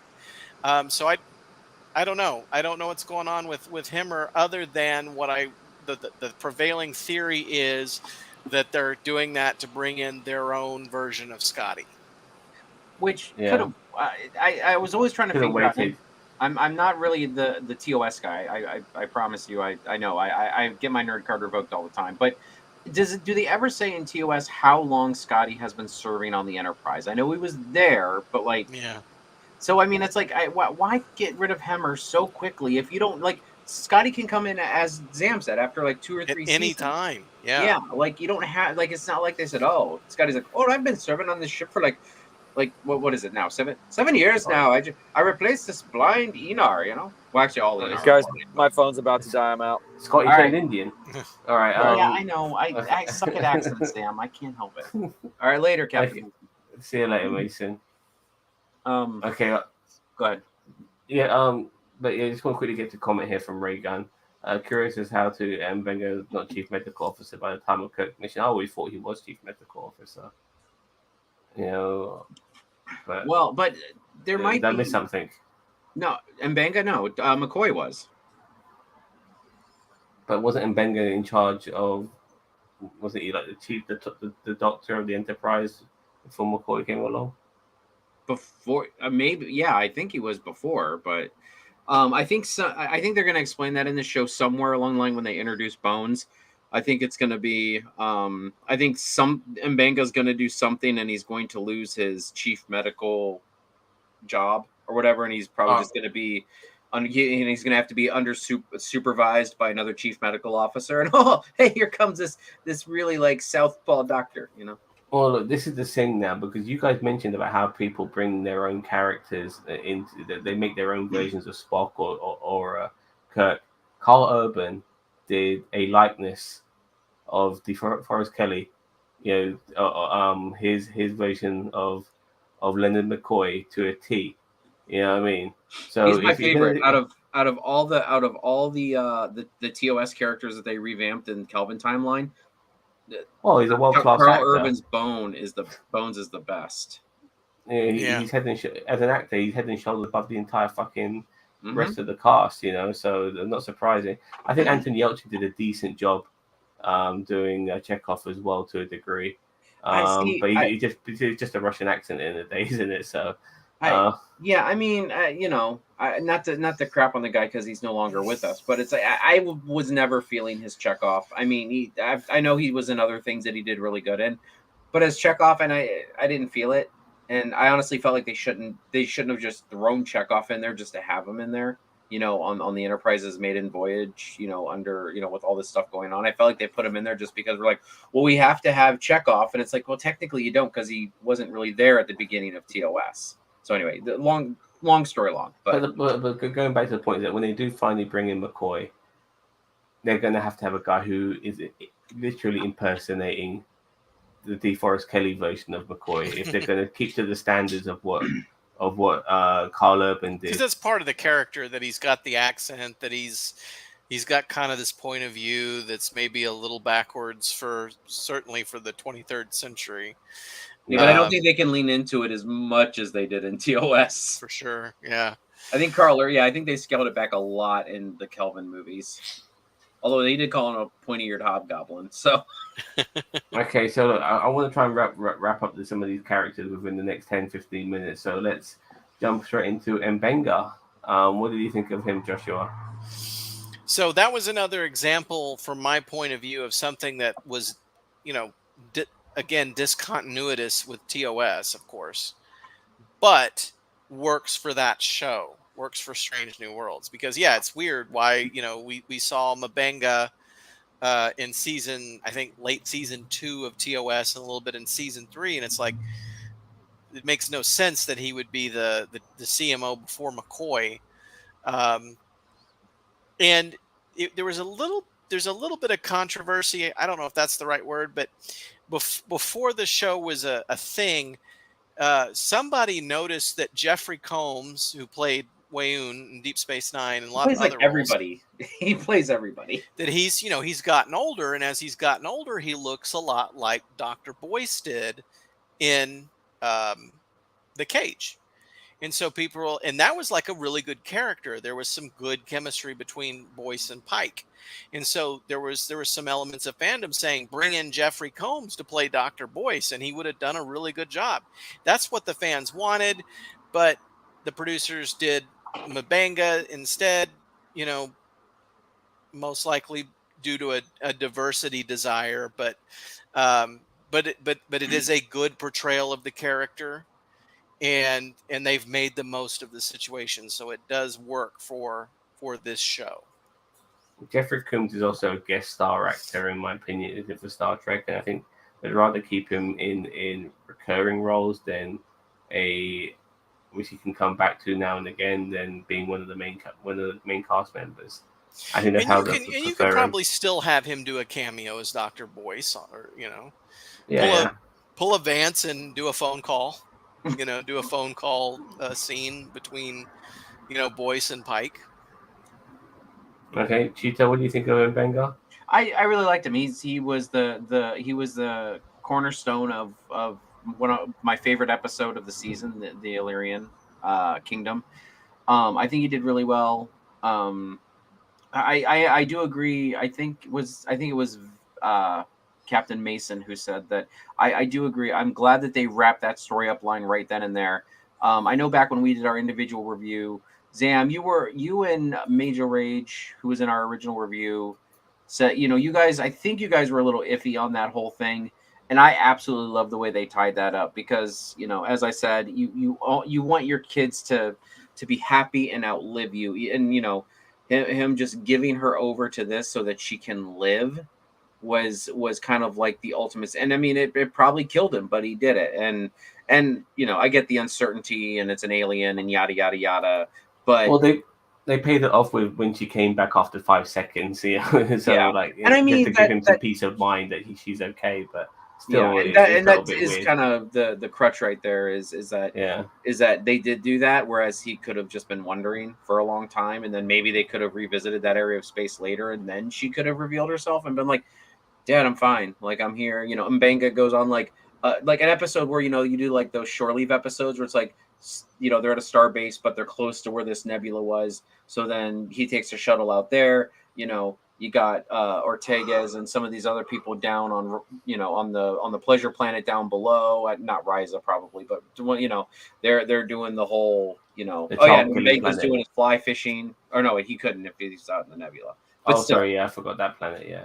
So, but anyway, But long story long, but I was just like, I really enjoyed that episode. He was the cornerstone of that episode. I'm glad they wrapped up his daughter, but I did think it was a little silly bringing him in and out of the pattern buffer, and that's how they stopped the degradation and stuff. I'm like, yeah, I don't think that's gonna help too much, and I'm glad they didn't drag it out. No, my only issue with Mbenga, honestly, and it sounds a bit weird, is that on some occasions I find it a bit hard to understand what he's saying. He's got a very strong husky voice. And when they get onto that techno babble, it can even be harder to understand what he's saying. But I got used to it pretty quick. But initially, it was a little bit. It was a bit jarring. Yeah. All right, so let's go on to Christina Chung's La Noonien Singh. I mean, she's really good in this show, in my opinion. I do like her, but we don't need fucking Singh. I agree that. She should just be her own person, like some female badass, all that sort of stuff. But she doesn't need to be a Singh. There's only and I feel like the only time they use that Singh reference, like her whole Gorn arc is more interesting than her saying she's like, "Oh, I'm used to being oppressed or whatever because of my lineage and because I'm a Noonien Singh," and it's like that's it. Like that's the only time we ever really get a solid hardcore reference to her lineage and why it's a problem. Her Gorn arc in this season is so much more interesting than the Noonien Singh. Why bother? Just make her, you know. It's like Michael Burnham. You don't have to make her Spock's sister. Just make her a good character. Exactly. Yeah, I agree. Everyone needs to be fucking related nowadays. I by the way, honestly felt like got, they, I no, honestly got, felt like they did the Noonien Singh thing just to start controversy before the show to get word of mouth buzz. I really feel like that's all this was. what was the name of Spock's brother again? Cybok. Yeah, we got to see his fucking back of his head as well in this season as well. Like they're bringing it all in. I was hoping for that rumor to be true. Paid that off. Like, I mean, I know it's a next season thing, isn't it? Yeah. You know what I mean? Yeah. I was hoping for that rumor to be true. What rumor would that be, my friend? About Scotty, probably. No, about the Jeffrey Combs. Yes. He posted that when you were talking about Jeffrey Combs being Dr. Yeah, the other doctor. I don't remember his name. Yeah, Dr. Boyce. Voice, yeah. Okay. Yeah, so, I feel like with La'an, good character, actress is doing a great job. Mm-hmm. It's one of those things that, again, it's like Mabanga, like they really shouldn't have gone that way, but yeah, there's not a problem with the actor. There's not a problem with the part. The character. It's just the name. Yeah, it's just weird. Yeah, it'd be better if she was just herself. You know, we'd be more accepting of it. But good character. It's they're doing the most with it, and it's not that big of a deal. So yeah, once again, like if we mentioned with Spock's sister being Michael Burnham and this person being a descendant of Khan, it gets a bit much when everyone's connected in this fucking universe. It's like Star Wars. Rey Skywalker. Yeah, I mean, it's just ridiculous. Yeah, so I'm La'an Skywalker. Well, maybe that's how became Noonien Singh. Maybe she's not. Maybe she just buried a phaser in the sand and then somebody said, "What's your name?" She said, "I'm La'an Noonien Singh," and then she was. So no to Uhura. I really liked episode 2 of this season because it was an Uhura episode, very much so. She's the communications officer. 37 languages she can speak. Fuck me. Yeah, I mean that's a lot of languages, and yeah, but didn't they say that like 27 of those were like some single dialect though? I thought we were talking about this during the episode, and she said she knew 37 languages, but then 20 some of them. The 22 of them are African dialects, which still means you can speak 15 languages, which is pretty much probably most European and Slavic languages. So maybe throw in some languages from the Orient as well. And maybe an Indian dialect too. So yeah, like fuck me, that's plenty. So, but it was good to see her have that moment in that episode, the one where Sam Kirk, it always is some fucking idiot who wants to touch something they shouldn't touch, and Sam Kirk was that fucking idiot in that episode. But still, it was a Uhura's episode. The only thing is, one more thing. As we mentioned this in episode 10, when they went into the future by 7 years, they should have gave her a fucking fro, man. They should have gave her a nice big fat fucking afro, just to show that we have gone 7 years. But other than that, I'm liking her character. Nice rack as well. What do you think, Joshua? She's really one of the bright spots of the show. Both the portrayal of her, the way that they've grown the character and given that character more.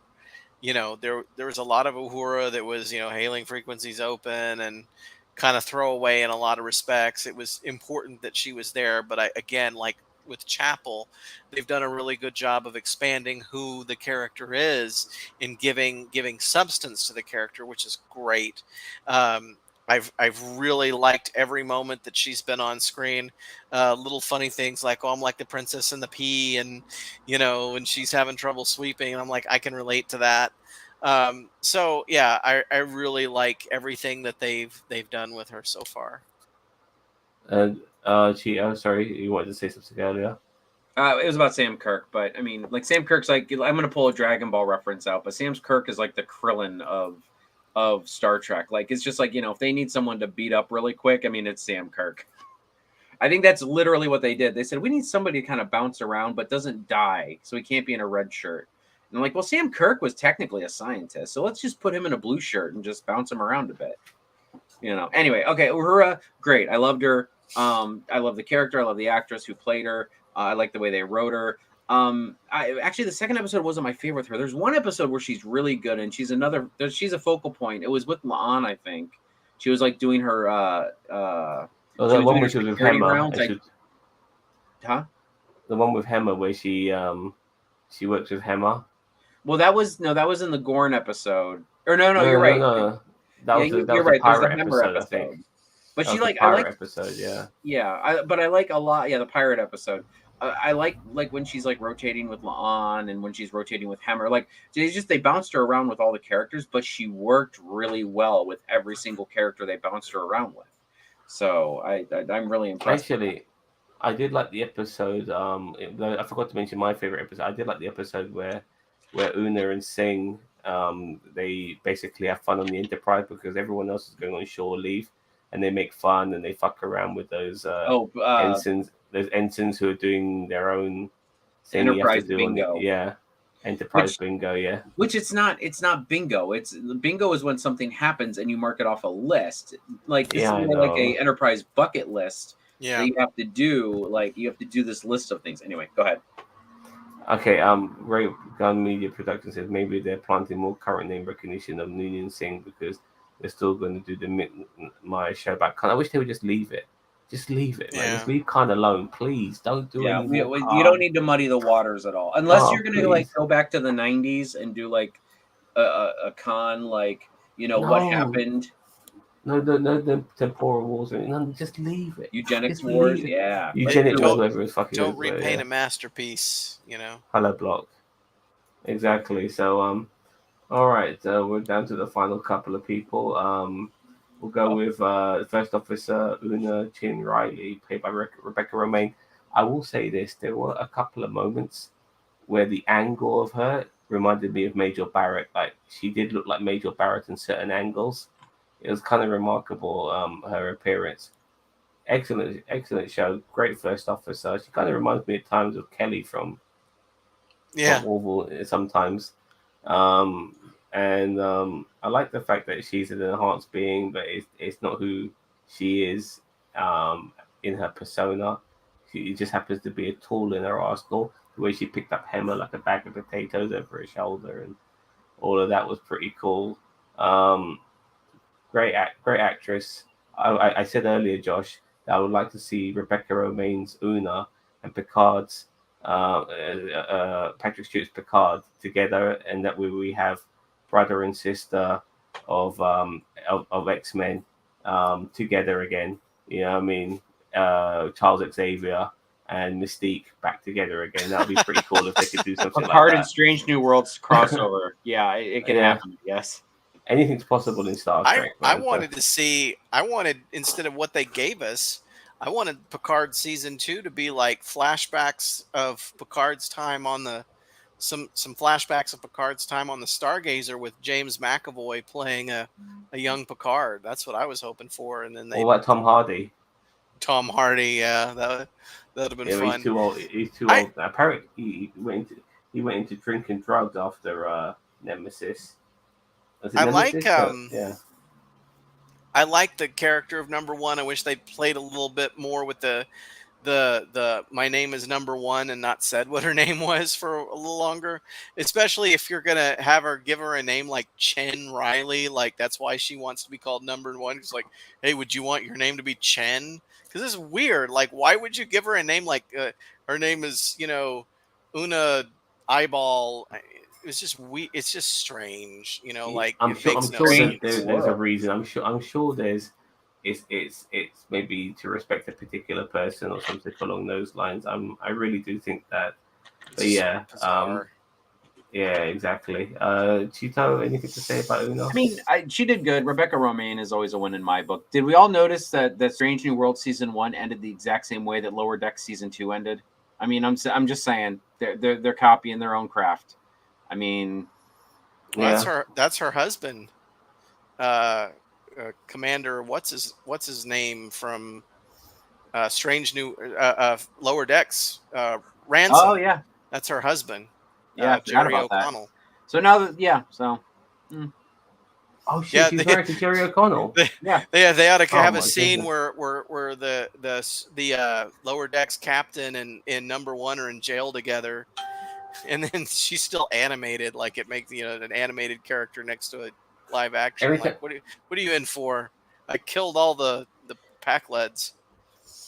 Yeah, and then but then she's like an Illyrian, so she's like genetically enhanced, so she'd be older, but she probably wouldn't be like dead at that because it's what, about 100-year difference, maybe? Yeah. So technically she'd just be an older lady. You're like, what do you yeah, that would be such a meta moment. I would mark out for that completely. so when I think of Jerry O'Connell, there's two things I think of. First of all, he plays the fat kid in Stand By Me, which is an excellent film, by the way, if you haven't seen that. And Sliders. Oh Mhm. man, they should have made Sliders. They should have taken that so seriously. With John Rhys Davis as well. It was such a good show. They fucked it up. They really did. The concept was the best. I love all that parallel universe shit. Anyways, we pretty much talked about everybody, so we're obviously going to end our debate here by talking about Anson Mount's Captain Christopher Pike, the man, the legend, The no hair. longer a myth, the hair. And what I liked about his portrayal of Pike is that people forget that Starfleet is not the military. Yes, you have military ranks, but you are just you're there to discover. This is not so regimented that like you're in the army or something along those lines. And he brought a light-hearted approach to what it means to be a Starfleet captain. He was easygoing with everyone, but he wasn't a naive character either. He knew when to turn on being more of a captain and all of that. But he was easy to get along with. We realized that like certain characters have particular character traits. He's an excellent cook by the looks of things. I mean, he seems to be able to whip up whatever he wants and cook magnificent meals. So that's probably his character trait as well. And it was really good to see him from the very beginning with a beard and stuff, shagging other Starfleet officers. He's got that little bit of Kirk in him as well. He can be a bit of a ladies' man. He shagged somebody else on that child murdering planet as well. So I don't know if they ever actually hooked up. Did they? No, he shagged her. He definitely shagged her. Did he? You know what I mean? Yeah, he definitely shagged Oh wait, her. he did in the episode. Yeah, he did. Absolutely. He at least did in the episode. Yeah. Right. I was thinking Yeah. before that, and I'm like, I don't think he did before, but yeah, I think he did in the episode. And he did in the So- episode. He got around a little bit. Yeah, he gets his groove on a little bit.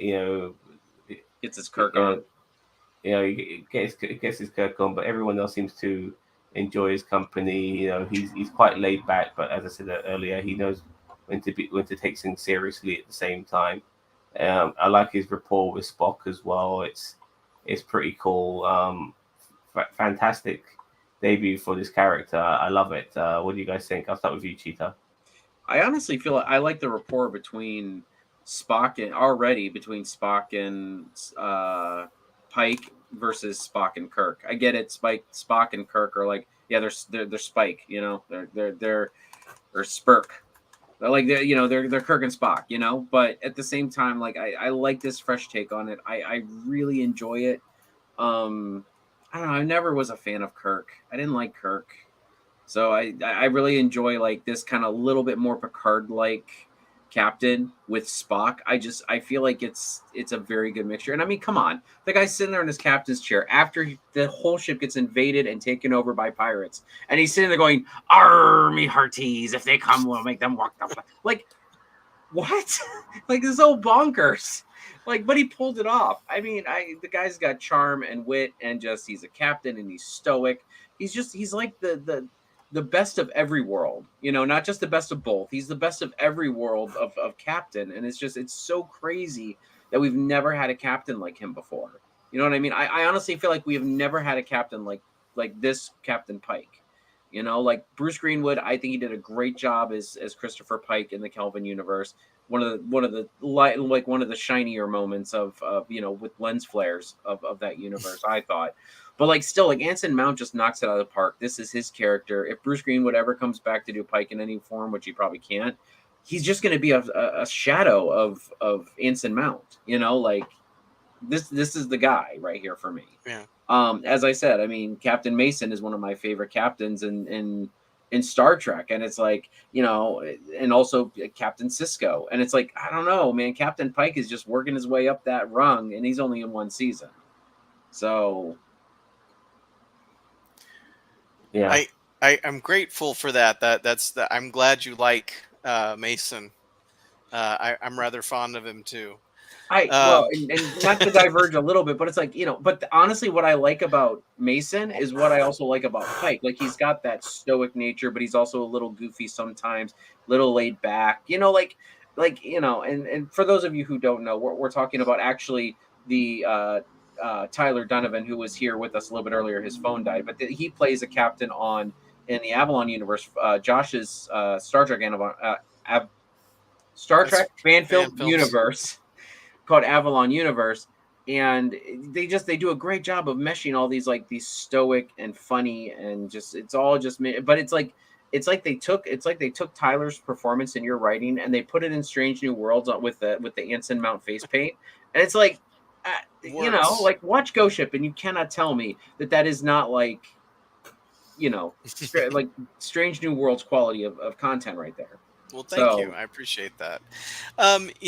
I think that, and Ghost Ship was right about that time when that was happening, when they were doing Discovery Season 2, and that was all, it hadn't come on yet. Discovery Season 2 hadn't come on yet, but it was just kind of a weird coincidence that it was going that way. But, I think that really this show happened because of Anson Mount's performance as Captain Pike. Oh yeah. It just simply would not be a thing. That is what made everyone want this to be a thing, is they saw how he played that character and they went, you got to do a show just about this guy. So he's really who we owe this whole thing to. And definitely Anson Mount has now he has made that character, Christopher Pike, his own. He has defined that character to the, for 50, almost 60 years. That character was Jeffrey Hunter.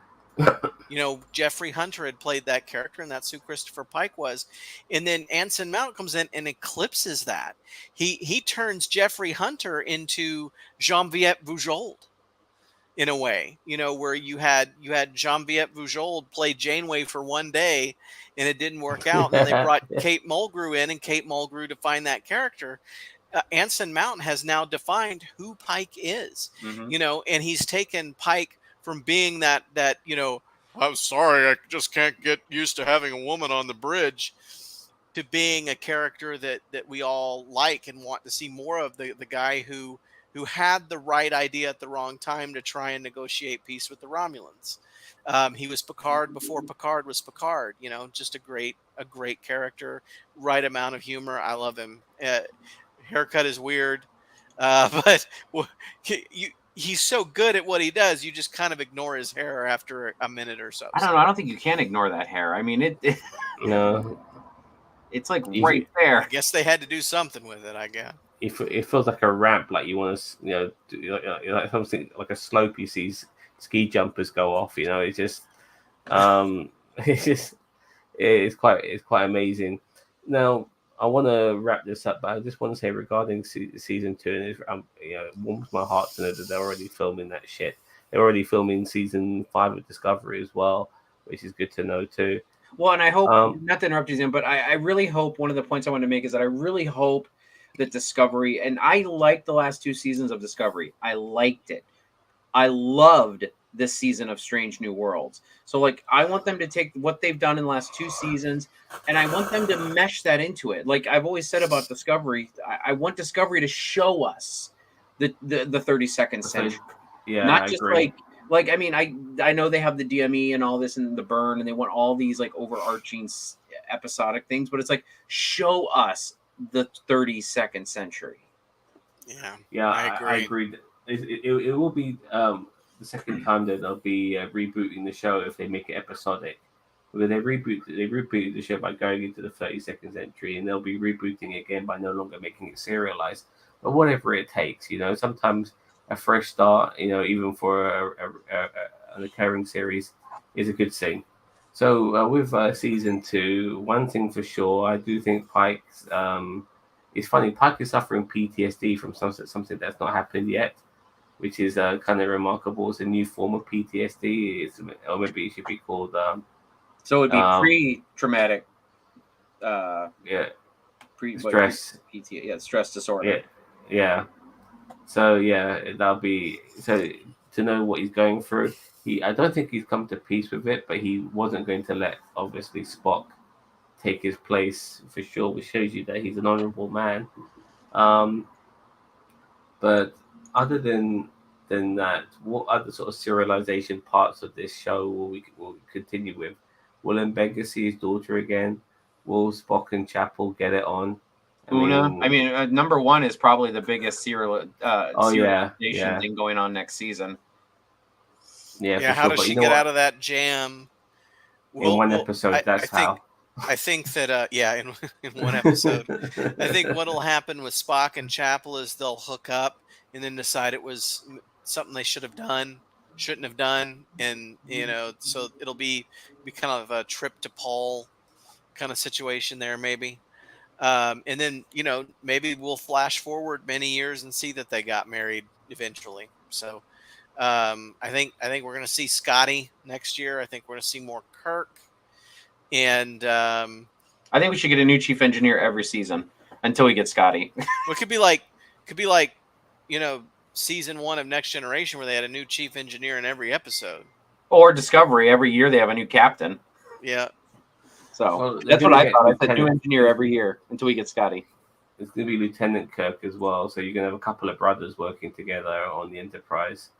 Well, and that's what I was kind of hoping. I said this, and Josh, I don't know if you want to comment on this, but I said this during our episode 10 review, is that I really hope we aren't going the Discovery route where next season Jim Kirk now is going to be the first officer on the Enterprise, because Una's gone. And I could so see them doing that, and I don't really... Una's coming back. Una is coming back. It'll be one and done.